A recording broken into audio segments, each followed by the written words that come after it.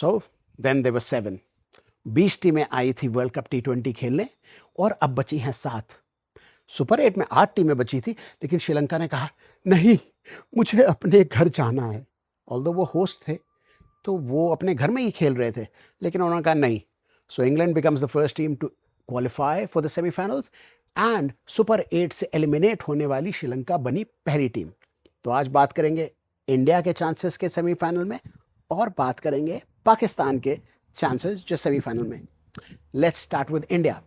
So India जो अपने group में है इस समय नंबर 3 पे है। सबसे ऊपर वेस्ट इंडीज, जिन्होंने जिम्बाब्वे को 100 रन से ऊपर से हराया, पागल बेताल की तरह मारा, सबने मारा। तो उन्होंने 100 के ऊपर से हराया। उनका run rate, net run rate 5 के ऊपर है। दूसरा नंबर पे है साउथ अफ्रीका, जिसने इंडिया को बहुत ही मजबूती से 60-70 रन से हराया था, 60-65 रन से। वहां पे दिक्कत आ गई इंडिया के लिए। हार जीत लगी होती है, इंडिया की अच्छी टीम है, इंडिया अच्छा खेल रही थी, एक हार हो सकती है, वन बैड डे सबका हो सकता है। लेकिन गलती वहां पे हुई कि उन्होंने हार्दिक पांड्या या दुबे या बुमराह इंक्लूडिंग या जो नीचे के बल्लेबाज थे वो सिर्फ छक्का मार रहे थे।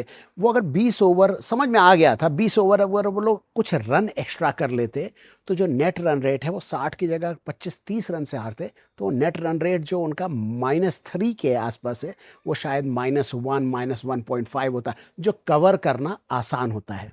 और चौथे नंबर पे है जिम्बाब्वे। जिम्बाब्वे इस समय -5 पे है।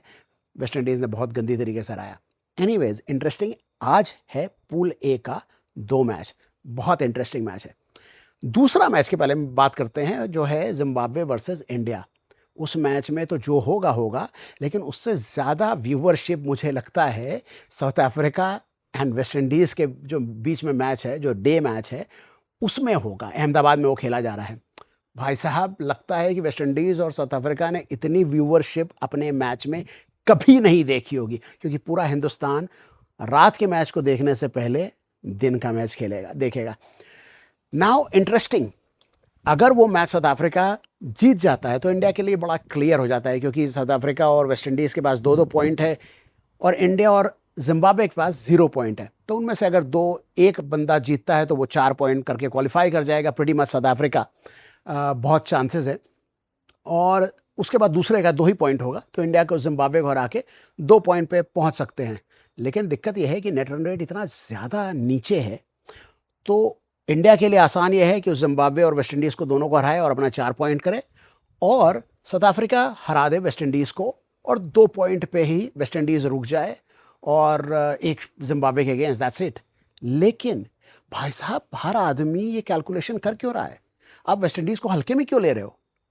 याद रखिए कि वेस्ट इंडीज़ अनबीटन आया था सुपर 8 में, उसने इंग्लैंड को तब भी हराया था। और उनके पास जो हेटमायर है, फॉर इंस्टेंस, हेटमायर इस समय नंबर 2 पे चल रहा है। पावल है उनके पास, फोर्ड है, होप है, और बॉलर्स में मोती है, हुसैन है, Adil Hosein, and Holder as an allrounder, batter, bowler, they have got a good team. तो उनको हल्के में ना लीजिए। यस, अच्छी बात है साउथ अफ्रीका हरा दे और ये हो जाए और तारे हो जाएं और कुदरत का निज़ाम जैसे चल रहा है पाकिस्तान का, वैसे भी इंडिया भी कैलकुलेटर निकाल चुका है। लेकिन आई थिंक साउथ अफ्रीका को भी हल्के में नहीं लेना चाहिए वेस्ट इंडीज़ को, कि वेस्ट इंडीज़ हरा सकती है। याद रखिए 2 बार के चैंपियंस हैं वो, पिछली बार क्वालिफाई नहीं किए थे। उनके यहाँ बोर्ड में, प्लेयर्स में, पे को लेकर बड़ी सारी दिक्कतें हैं, जिसकी वजह से आप लीग्स में, जो इंटरनेशनल लीग्स होती है, प्राइवेट लीग्स, IPL, CPL, इन सब में, कैरेबियन प्रीमियर लीग और हंड्रेड्स में आपको बड़े सारे वेस्ट इंडीज़ के प्लेयर मिलते हैं। T20 में टेस्ट नहीं खेलते हैं, ODI नहीं खेलते, क्योंकि उनकी कोई लीग नहीं होती है। अच्छे प्लेयर हैं, ये सिंगल हैंडेडली जिता सकते हैं। और हमेशा याद रखिएगा, ये 2-3 प्लेयर्स का गेम होता है। T20 छोटा होता है। Anybody has got a good day, they can take away. Harry Brook, नाम याद है ना? एनीवेज, तो इंडिया को बड़ा केयरफुल होना पड़ेगा और साउथ अफ्रीका को उसके पहले, लेकिन it's gonna be a very interesting day today. दूसरी तरफ बात करते हैं पाकिस्तान के। तो पाकिस्तान को हमारे जो दोस्त हैं ना, अब्दुल्ला भाई, अरे पाकिस्तान वाले यहीं रहते हैं पड़ोस में, हमारे बड़े अच्छे दोस्त हैं। उन्होंने मुझे एक अंदर की बात बताई। अंदर की बात उन्होंने ये बताई कि जो ये माइक हेसन है ना, जो पाकिस्तान के कोच, वो न्यूजीलैंड से नहीं है।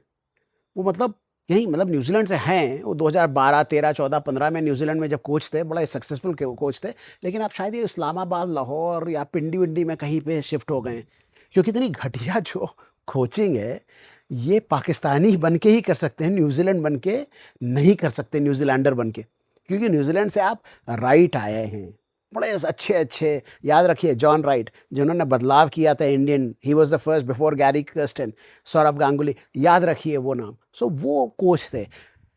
ये जो हसन भाई हैं, माइक हैसन, वो भाई साहब बहुत फर्जी कोच है यार। मुझे ये समझ में नहीं आता, आप बेसिक चीज़ समझिए कि आपके पास दो, जो चाचा है वही भतीजा है, जो भतीजा है वही चाचा है, नवाज और दूसरे भाई हमारे शदाब है। अब शदाब करते हैं राइट हैंड लेग स्पिन और नवाज भाई करते हैं लेफ्ट आर्म ऑफ स्पिन। तो अगर आप एज अ लेफ्टी खेल रहे हो, ठीक है, तो आप लेफ्टी खेल रहे हो तो आपकी बॉल इनकी इधर जाती है और शदाब की बॉल इधर जाती है।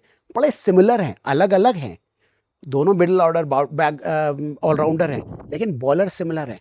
आप अबरार जैसे बॉलर को बैठा रखा है, अबरार को इंडिया के अगेंस्ट खिलाया जिसका 45 का एवरेज है, बाकी दूसरी टीम के अगेंस्ट उसका एवरेज 17-18 का है, उसको नहीं खिलाया आपने बाकियों में, और इंडिया के खिलाफ खिला दिया था। So that's a bad captaincy obviously. और उन्होंने उसको जो बड़ा उनका जो आए हैं एक मिस्ट्री स्पिनर जो रुक के बॉलिंग करते हैं, भाई साहब उसको उन्होंने सिर्फ 1 ओवर दिया, उसने विकेट लिया, फिर उसको हटा दिया। Harry Brook 4 wicket 3-4 wicket down थे, हैरी ब्रुक ने अकेले आराम से, कोई भी वो मिस्ट्री स्पिनर है, गिव हिम क्रेडिट, उस पर कोई चांस नहीं ले रहा है। इंडिया के अगेंस्ट भी 1 चौवा 1 छक्का शायद गया था, या 1-2 बाउंड्रीज थी, इवन इंग्लैंड उसके अगेंस्ट चांस नहीं ले रहा है। So give him some respect, और हर आदमी उसको रिस्पेक्ट दे रहा है। तो उसको दूसरा बॉलर सिर्फ पाकिस्तान के माइक हसन, कराची वाले या लाहौर वाले वही सोच सकते हैं जो उसको दूसरा ओवर ना दे इमीडिएटली। तीसरा फ़खर ज़मान, सईद अयूब 4-5 गेम खेल चुका है भाई साहब, वो नो लुक कर रहा है, लेकिन नहीं हो रहा है उससे। ठीक है, he is a fantastic player, अपना अपना क्वेश्चन हिज एबिलिटी, लेकिन उसको साइड करिए, आप फ़खर ज़मान से ओपन कराइए। अकेला बंदा आपको न्यूजीलैंड के खिलाफ आपने उसको उस, आई डोंट नो क्या होता उस दिन, ब्रेन आउट हो गया, लेकिन आपने इंग्लैंड के खिलाफ उसे ओपन क्यों नहीं कराया?